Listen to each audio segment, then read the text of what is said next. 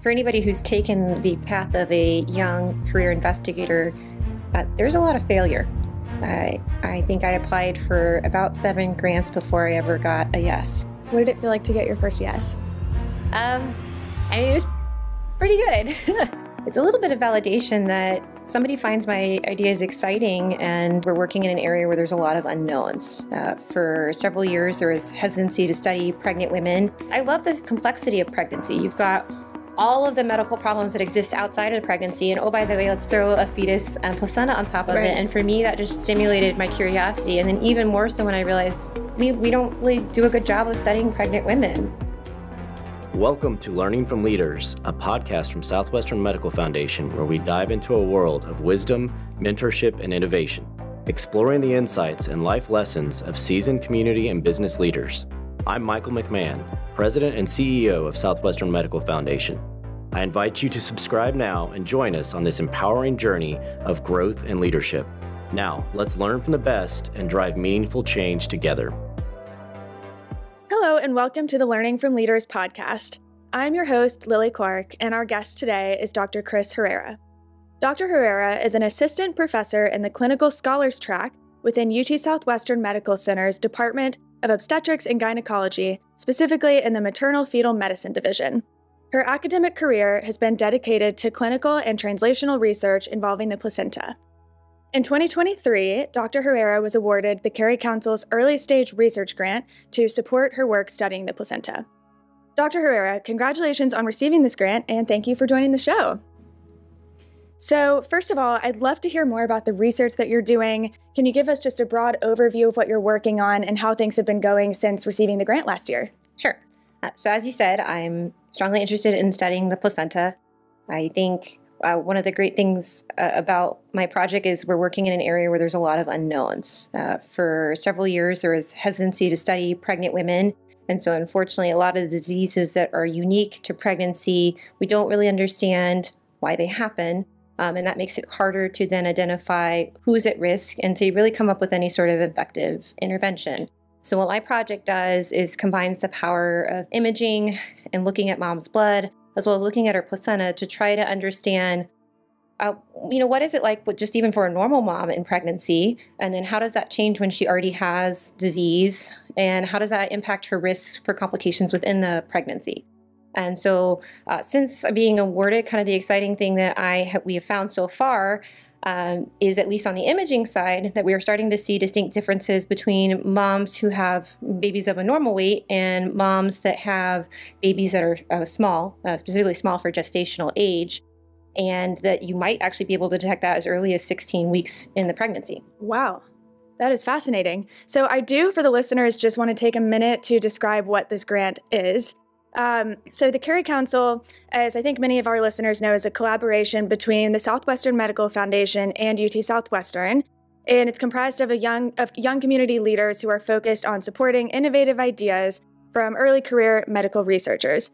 The council was founded in 2015 by Michael Cann after witnessing his mother's battle with brain cancer, and he wanted to engage the next generation in supporting medical innovation. I've personally been a member since 2019, and it's been truly inspiring to witness my peers rally around the work that could truly build a healthier future for North Texas and beyond. The council each year awards 3 $50,000 grants, which are essentially seed funding for researchers like Dr. Herrera. To fund these grants, the Cary Council hosts a fundraising event called An Evening with DocStars to help bring in the funds to continue to support these scientists. And the grant recipients are affectionately called DocStars. So, Dr. Herrera, could you talk about why being named a DocStar was so meaningful to you? For anybody who's taken the path of a young career investigator, there's a lot of failure. I think I applied for about 7 grants before I ever got a yes. And so for me, it's a little bit of validation that somebody finds my ideas exciting and wants to fund them, and also wants to provide me the opportunity to really take that step up from kind of some initial funding to really the longer term, bigger RO1s that can lead to career success. Right. Well, I can speak on behalf of the Cary Council and that your work is extremely exciting to us. Could you talk more generally about why philanthropic support like this is so important to advancing medical research? I think the big thing is when you have great ideas, but not a lot of funding, it's hard to get far. Yeah. And so a lot of times you have to have the preliminary data before you can even be eligible for a big grant. But how do you get that preliminary data when, say, you don't have the staffing or you can't buy the resources that you need? So this seed funding is critically important just to kind of, again, get your foot through the door. Right. And how do you identify where you're going to apply for various grant opportunities? Well, so when you're early, there's a lot of times, foundational grants or smaller grants that are hoping to kind of generate that preliminary data that you need. And I think then once you sort of have that data, then you know that you're eligible, kind of a bigger ocean of funding sort of becomes available. And once you know that you have something promising, you can then take it to an institution knowing that their specific interest is there. So for me, that's the National Institute of Childhood Health and Human Development. Okay, that's great. So would love to dive into your research a little bit more. What do you hope to accomplish kind of in the near term and the long term? And would also love to know what sets your research apart from others studying the placenta. I guess long term is probably easier first. So I think where we're at right now is we're really not able to predict who's going to develop placental disease. Specifically, the diseases of interest for me are a condition called preeclampsia, which affects about 10% of pregnant women. That's where you develop high blood pressure in pregnancy, but can be more serious and lead to things such as seizures or, unfortunately, sometimes issues with the placenta that leads to the loss of the baby. Other issues like growth with the baby as well, something called fetal growth restriction, and then a condition called placenta accreta spectrum, which is where the placenta kind of stuck and doesn't separate. So 3 different conditions where we don't really have a good ability to predict who's going to have that disease. And I'd like to change that. I'd like to be able to say, not just because of your prior history, which is really kind of where we're at right now, but no, we see these risk factors on the imaging, or we see these risk factors in your blood. And because of that, we know that you're at an increased risk. And, at the present, what that probably is going to mean is we're going to change, how we monitor your pregnancy. But eventually, as we start to understand more from what we call pathophysiology, like what's happening to cause it, that we might actually be able to introduce treatment to prevent disease. So what are some of kind of the core changes around monitoring a pregnancy? One of the first things is just how frequently we see a patient in clinic. How often do we check their blood pressure? Or for preeclampsia, how often are we checking that level of protein in the urine? Then certainly there's things like bringing the patient in to actually assess the fetus through ultrasound or potentially through putting the baby on the monitoring and looking to the heart rate tracing. And then there's sometimes even when we're concerned enough that we admit the patient to the hospital, or we consider early delivery, we engage our NICU colleagues to kind of make a joint decision for what's the safest plan for delivery. Could you talk about just what led you down this path of research? Is there anything that inspired you to take on this specialty? So probably since the age of 4, I've always been interested in how and why, and I've sort of had a little bit of a serendipitous route towards this. I think originally I really liked space and wanted to work for NASA, but I think that's a little bit long-term, and I started to realize I was passionate about science, but I was also passionate about helping people and really interacting more on a directly day-to-day basis with patients. And so that's sort of what started my career for medicine. And then I love the complexity of pregnancy. You've got all of the medical problems that exist outside of pregnancy, and oh, by the way, let's throw a fetus and placenta on top of it. And for me, that just stimulated my curiosity. And then even more so when I realized we don't really do a good job of studying pregnant women, that there really is this lack of research. And I feel like I could build a career just trying to enhance our understanding. And even if I don't completely get there, hopefully I get us closer than we are right now. Absolutely. So we know that you're extremely busy because when you're not working on your research, you have other roles that you're leading. So clinically at Parkland Hospital, as well as academically as an assistant professor at UT Southwestern Medical School. So could you talk about these 2 roles and how they both connect back to your research? Clinically at Parkland, I think, the roles that I've been given there jointly actually feed back into the research that I'm doing. So I both staff the sonography unit as well as see, half day of clinic that's run by the residents where I oversee the management. But in both of those clinics, I actually use them for recruitment for my placental populations of interest. So looking at patients with placenta accreta or patients with high blood pressure. I also at Parkland am in charge of the placenta accreta program. I'll take a little bit aside just to explain what placenta accreta is. So we know that in women that have had prior surgery on their uterus, that sometimes when the uterus heals, it scars in a way such that the normal layers aren't there. And so the next time a patient gets pregnant, the placenta can actually get stuck and won't separate from the uterus. And can lead to pretty significant risks for mom, where she might need a hysterectomy, a significant blood transfusion, potentially end up in the ICU, and that can be really scary. So we have been working very hard to develop a standardized protocol for how to assess these women with their imaging and to best counsel them, best prepare them for surgery, engaging other partners such as Gynecologic Oncology and our NICU team to have the safest delivery plan. And so that's very fulfilling for me. And then beyond that, kind of on the UT side, as well, as well as Parkland, involved in the education both of medical students, residents, and fellows, and certainly am engaged in. They do research with me both for placenta accreta as well as for other interests within the placenta.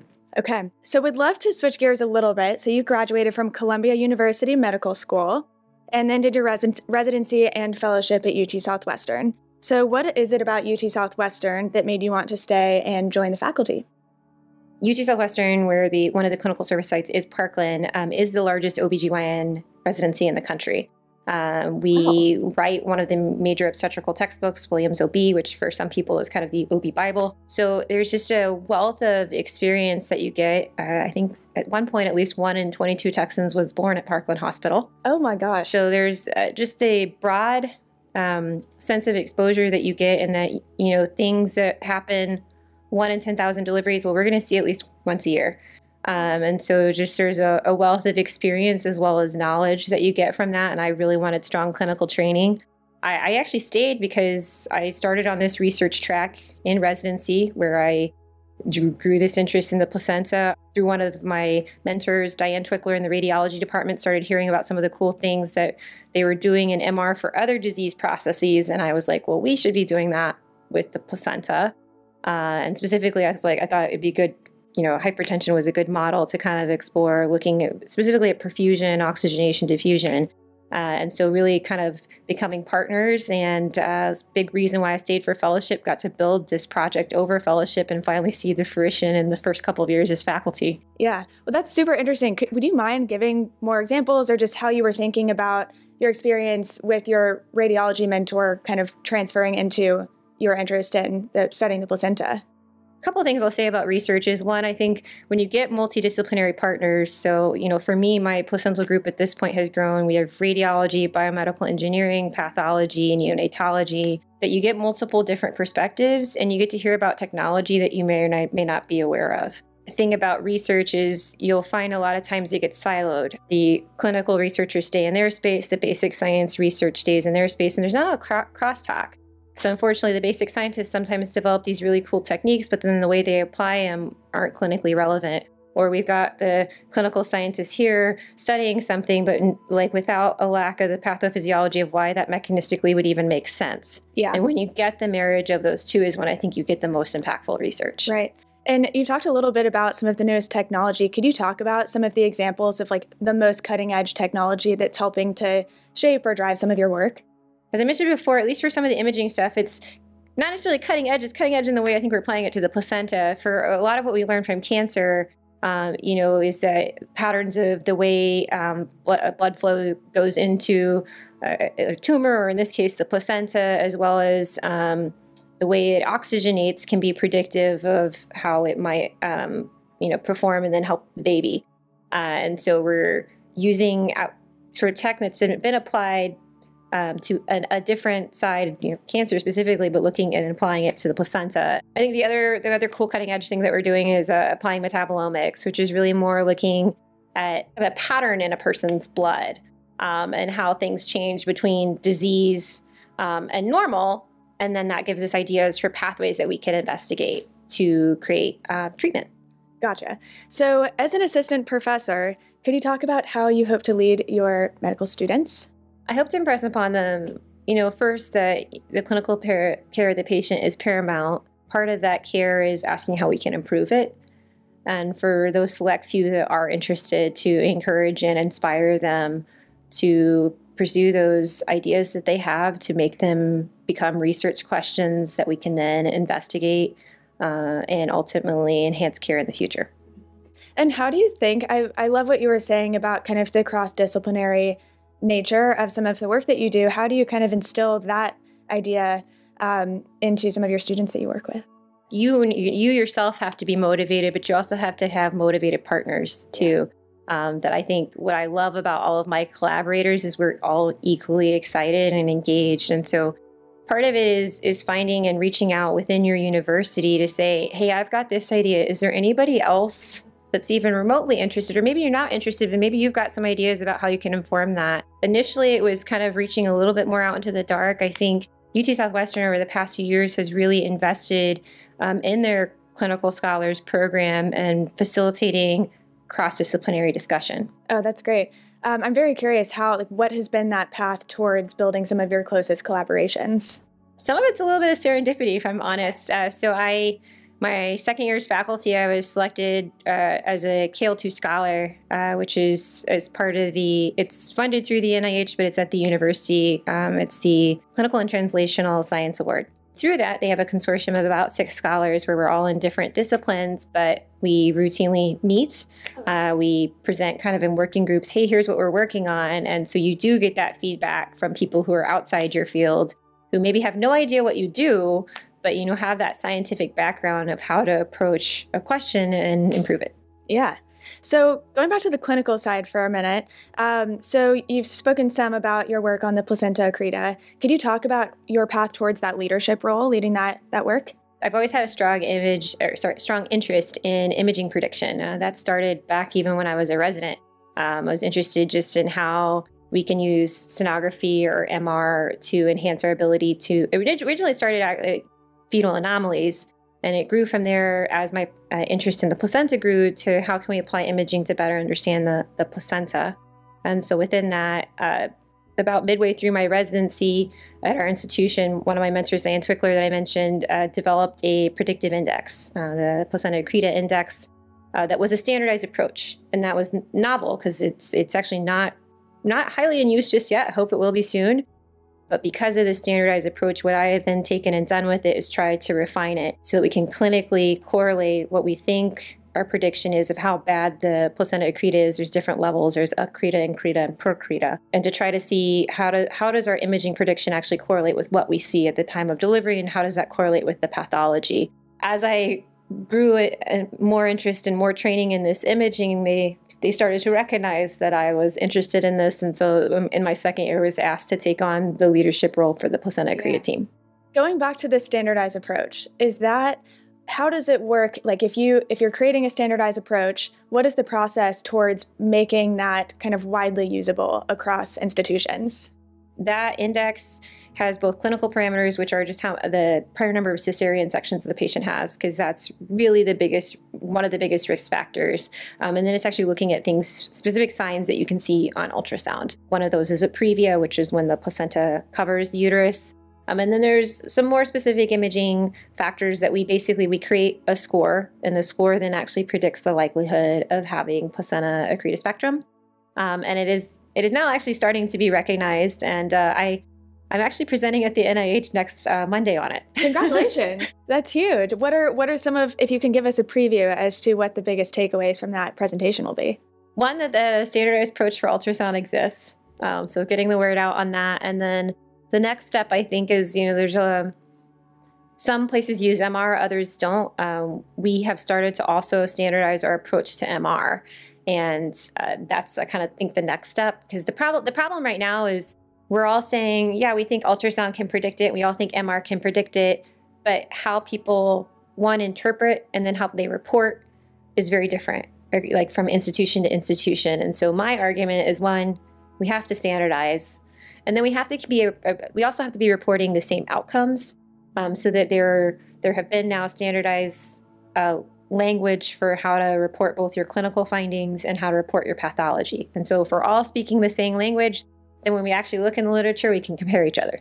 Yeah. So I'm very curious, when you go to these conferences or you do presentations that are to a crowd or a community that's broader than UT Southwestern or Parkland, how often does something like that lead to kind of a cross-institutional collaboration? For this one specifically, so this is it's the NICHD's past workshop.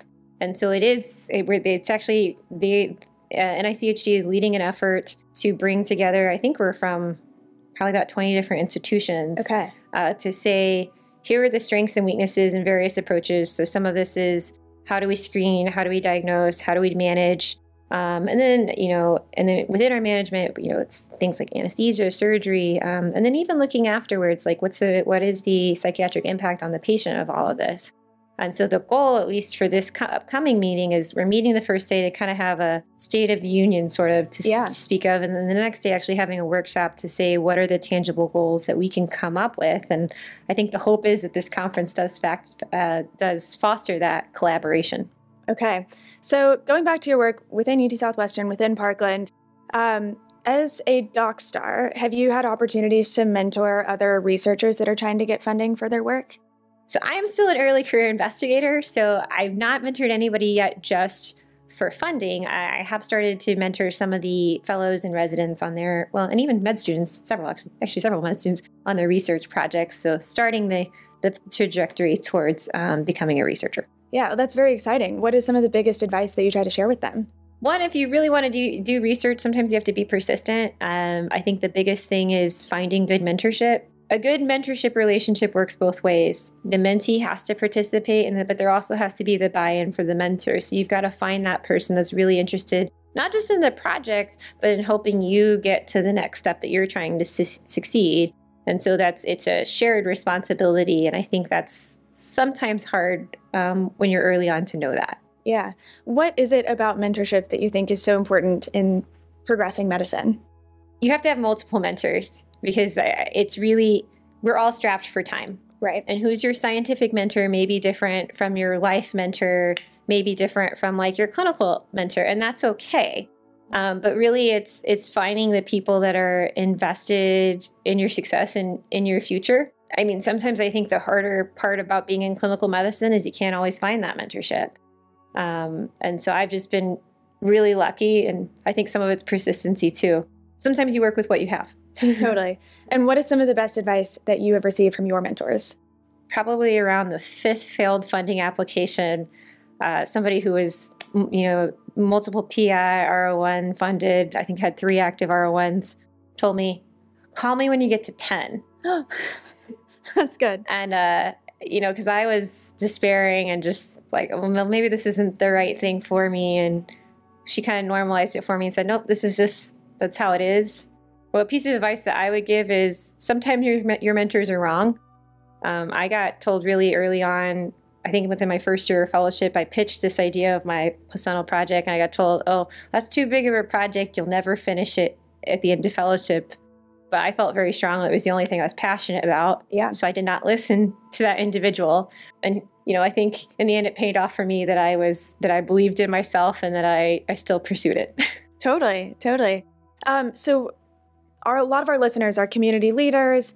For community leaders or philanthropists, why should we get engaged in the medical field when allocating philanthropic dollars? I think whether we recognize it or not, healthcare plays a huge factor in the community. And I think access to healthcare can play a huge role in any person's individual life. Even having things like routine access to care can have a massive impact on how productive a person is in their regular working job. And so I think one of the great things about Dallas is that maybe sometimes there are longer wait lists, but that people do have accessible health care that is kind of based off of socioeconomic status to make it affordable. And I think that's one of the things I pride myself in. We know for most of our prenatal patients, it's, I think, greater than 90%, 95% have prenatal care prior to presentation to labor and delivery. And that's really powerful. Within pregnancy, it's a window to lifelong health care.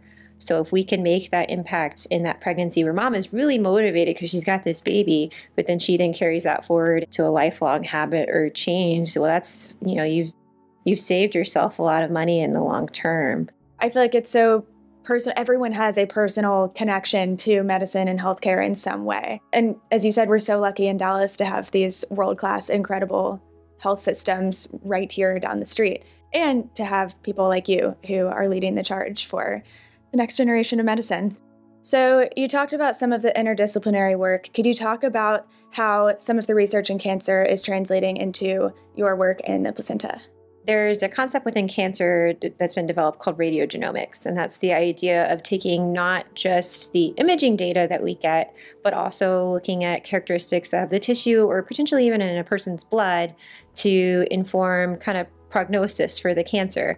And so we're kind of carrying that concept and applying it to the placenta, where we are looking at imaging characteristics, so specifically how blood flows through the placenta, how much oxygen's in the placenta, as well as looking at tissue, or the placental tissue at the time of delivery, as well as looking at mom's blood, combining that to say, is there a certain pattern that predicts how mom's going to do? Okay, this mom's at risk, but she doesn't have preeclampsia or growth restriction. Oh, but this mom is at risk and she does. Right.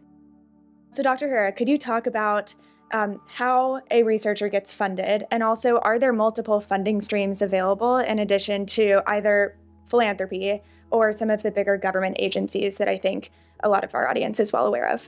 To be a successful researcher, there's two parts to the funding. So one is funding the project itself. So that's the supplies and materials that you need, as well as the personnel. And that actually becomes sometimes a sticking point in early research, is finding money for a research coordinator or for that assistant that you need to help run the assays in the lab. And then two, apart from that, is actually direct salary support. Because you're taking time away from your clinical time where you could be generating revenue for the university. Right. And so then how do you cover that time so that you as a physician are still being appropriately compensated for work that is still very difficult but not clinical? I think that's the hardest part of starting. I was very lucky in that I had, at the time, a chair that took a risk on me my first year when I was faculty, and I was unfunded and did not have as much protected time. I mean, he gave me at least 30%, probably had a little bit more than that. But until I had funding my second year and got to go to 50%. So that's a huge part of it. There are kind of from each institution. So like for me, mine's the Society for Maternal-Fetal Medicine. There are early career awards that you can get to help protect your fund. There's the KL2 mechanism that I mentioned that kind of protects you for 2 years as you try to apply for a K. But that can be a real limitation to being able to become an early researcher, because most of us, by the time we've finished residency and a lot of times fellowship, we still have a substantial amount of student loans to pay off. So you want to be making sure that you're being appropriately compensated. So there are those early mechanisms, both kind of, I think, at the university level, and UT Southwestern has actually done, I think, a great job in the past few years where they have the Dean Scholars Program now, in addition to the KL2 as a mechanism to kind of help fund some of these more early clinical scholars. And then beyond that, there's certainly the seed funding to help fund more like the direct costs of the projects itself. Yeah. My mentor, lived her former life at the NICHD, so she knew a lot about these funding mechanisms. And so you asked me earlier about the best advice I got. She said, you miss 100% of grants you don't apply for.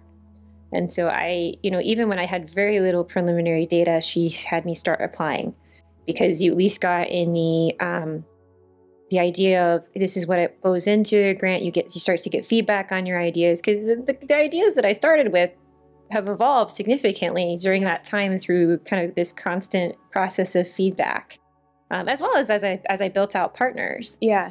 So I think it takes a pretty highly motivated individual to survive. Totally. Well, so I'm curious. So let's say you apply for a grant and you get a no. So there's one route, which is like, okay, I'm going to go back and make some revisions and make the proposal better, and then apply again or apply to a different funder. And then there's the other piece, I think, which is like, is it a matter of like the fit to that funder? Like, is this the type of project that funder is interested in or aligned with? So how do you think about kind of those two pieces? A lot of times when you're kind of contemplating the funding, the smart thing to do is approach that whoever, so at least for the NIH, it's whoever the program officer is, approach them and say, hey, I'm thinking about this. Is this something you're interested in? Or sometimes they even have suggestions of, no, I think you're actually better fit for here, or within, that direct, organization, if it's more of like an early career development award, saying this is what we're thinking about, and getting feedback before you build the whole project. Totally. Do you find that most funders are pretty open to having that conversation before an application is submitted?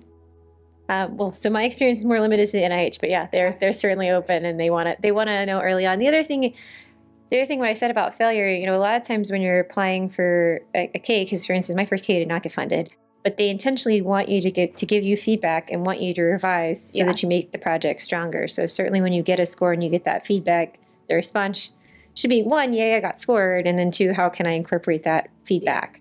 What did it feel like to get your first yes? It was pretty good.